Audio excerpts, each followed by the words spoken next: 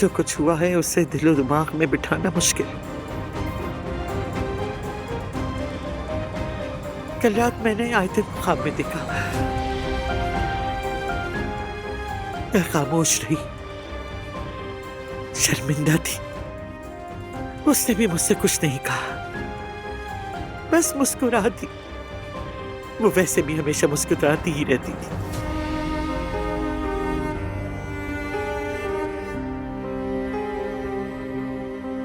शायद मेरा ही दिमाग मेरे साथ खेल खेल रहा है।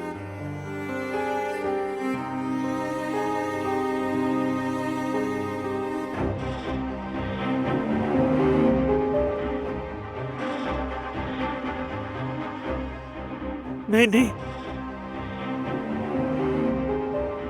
अनजाने में अपने प्यारों को बहुत तकलीफ दी है, मगर अब मैंने फैसला कर लिया है, कम से कम मरने से पहले इस खानदान के किसी काम तो आ जाऊं। कैसे, किस तरह, ये मुझे खुद भी नहीं मालूम,